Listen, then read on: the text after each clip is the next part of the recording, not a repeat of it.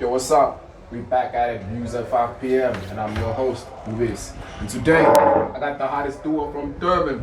What it do, my nigga? You good? Link up. Cozy, Damn, bro. It's been a minute. You guys good? Yeah, it has been a minute, bro. Good, that's good. Yo, I know y'all. So, for people who don't know, who is IV and Neptune? Who is that? IV and Neptune are a rap duo. I won't even say rap duo, just music duo. Yeah. From Durban, South African rap duo. Andy IV, David Neptune, always with the vibes. Super IV, Super Neptune. Player 1, player 2. Showcase.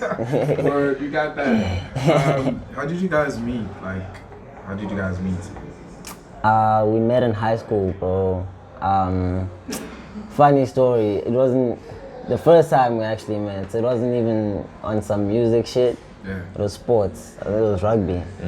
Yeah, I think it was rugby trials. One nigga played rugby. Oh, goddamn, boy. I did that shit like grade 8 and was then I hot. was like, Big hot. Don't this shit ain't for me. Yeah. Y'all don't look like sport people. Oh, God. Yeah. Yeah, bro. So, it was trials, I think. Yeah. And yeah, dog, I just saw this big-headed nigga fumbling the bag. Yo, I was handing niggas off. I was good with it. I was just like, skinny. Hey, yo, pull up. It's kitty niggas. Yeah. Skinny niggas die on the rugby field. Since then, dog, we've just been the best of brothers, bro. Shit. Literally. Just because of sports. Yeah. I knew that shit. Who knew? Rugby niggas. Skinny ass motherfuckers. My nigga. Skinny niggas die on the rugby field. Can't be out there. None of that. So who came up with the name IV and Neptune? How We did it couldn't come? find a name, and that's why we just said IV and Neptune. He was Andy IV, I was David Neptune, and we were like, Sabizi Bongos. yeah, we're just like, okay, IV and Neptune, because we couldn't find one word. Yeah, actually, ganja. Ganja. It's zinj. So I wanna ask you guys. I'm sure this question is a bit like of an individual question, but I'm sure you guys got like a similar story. What was your first exposure to music, and how did you guys like get sucked into music? Yo. First exposure. Hey, dog, it's from like way back in the Lokshinis, nigga, like, Yeah. who do we listen to? Cabello. Oh shit. Oh, lot Two of, shoes. yo, dog, Two Shoes, Gang Deep, Elbow. So, like, since then, nigga, and then fell in love with poetry afterwards, then got introduced to, you know, like, world music, like your B.I.G.'s, your Park. Then this shit just hooked me, The dog. appetite Like, kind of got bigger. hooked both of us probably too, like, literally. So when did you guys like, nah, fuck it, we gon' rap? Was it after rugby or? It was around the same time. We were doing it, but not as IV and Neptune. Yeah. Yeah, we both did poetry. Okay. For me, it was like Kid Cudi. Who was 2009, deadass. I didn't even rap. Yeah. You know, like how Kid Cudi, like he doesn't rap on like, he raps, but he doesn't rhyme. He's just saying shit. Like. So that's like, after I listened to Kid Cudi, that's when I bit. And that's when I just started jotting shit down. Oh shit, for real. That's my Kid guy, Cudi is man. like another alien motherfucker. Big Dog. boozy. Dog. Kulega. How would you describe IV and Neptune sound? Like the IV and Neptune sound, because your sound is very different. The songs are not the same. So how would you guys describe your sound? Like what kind of sound is it? Yo, there's just so much variety, bro. Yeah. So, if you could call it something, we'd call it world sound. Yeah, bro. Why world sound? What would it mean if it was It's like, it's just, I always think it's like contemporary rap, dog. It's like modern sounding rap. Yeah. And like modern sounding rap, it's like all the other sounds that came before it and the sounds that come up now. So we just go in between all of that. The old mixed with the in. Yeah. The new, mix Yeah. masala. Sure. Add, spice up a little genre, if, you know. By It's just modern rap stuff. Sure. That's wavy, bro. So, in the process of making all this music and stuff, how do you guys like choose who to feature or when to feature someone? Well, it's always organic, like, because there's two ways you could do it. Yeah. Like you could feature someone for like, okay, this person is, so this will do that and da da da da da. You know what I mean? In terms of their positioning and whatever the case is.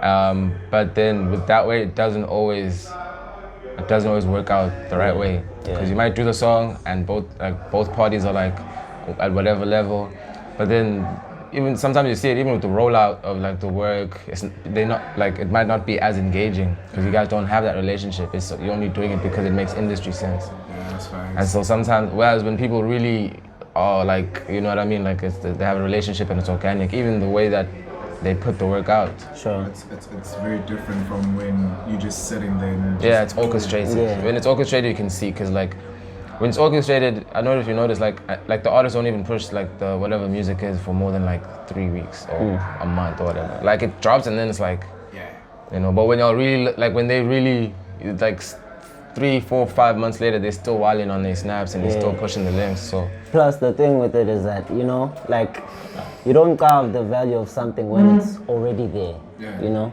in the corner. So, but you carve the value of something corner at the spot, because the vibes, Jeff, it's something that you really appreciate as a musician. Yeah, it's like teamwork. Yeah, literally. And through that, dog, make beautiful music babies, dog. Oh God. Speaking of babies, bro, making babies. How long does it take you guys to usually like finish one single track without no features? can be 30 minutes, can be 3 months. Literally. From 30 minutes to 3 months. Legit in a day. No. Mastered, everything would just No, just like the recording part of it. Yeah. So who's the producer? Who's behind like all the magic, or you guys just do everything yourselves? I'll work with the producer of the beats. Yeah. Or the engineer. Like the engineering and also the making of the beats. The engineering side, we mostly do it ourselves. Yeah. Oh shit, these niggas are skilled too. And like with the production, it took a lot of learning. Like we started everything from scratch. It took a lot of learning. Like YouTube Don't get it tutorials. twisted. For real. Like mixing, we learned it off YouTube tutorials. Literally just copying what presets they use Justin and then tweak it. Your boy. So yeah, dog, we mix our own stuff pretty much. Like, yeah. And with the beats, with the producers, we have like IV and Neptune producer, Sad Boy Ghost. Big shout out my brother real quick, know what I'm saying? Big Sad Boy. And there's just like a whole lot of gang niggas that we fuck with, bro. You know, that we work. Soul Kid from Clouds. Shit. He is fire. Yeah. We're gonna talk about Cloud in a minute. Yo, there's a lot, eh? Yeah, we just work with like, There's a lot. it might not even be like a lot of songs. We might work with people on like one song. Because sometimes a producer might send you like a pack of beats. Yeah. And it's like 10 beats, you use one, or like you might jump on 3, but only one comes out. Yeah. And then, so it's always just, maybe a group of 5 or 6 people Sure. that we just source from. I always hear gravity check 100 all the Gravity time. take Yeah. 100. Oh shit, my Yeah, I bad. got you, baby. I got you. So, what is gravity, though? Like, is it like somebody, or is it a record label? Definitely a record label, bro. It's a record thing. You're signed to a record label? We signed ourselves to a record label. Oh Yeah. shit, you heard that? Kids on their masters, Get it bro. right or get left. How is it important to be signed to yourself first before like actually utilizing somebody's money? You understand the seriousness of it.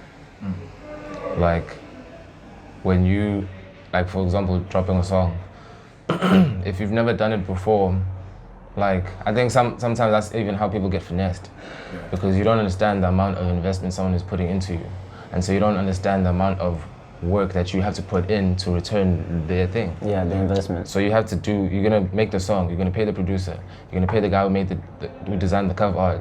You have to go to Samro to register the songs. There's so many missions and so much money and overhead.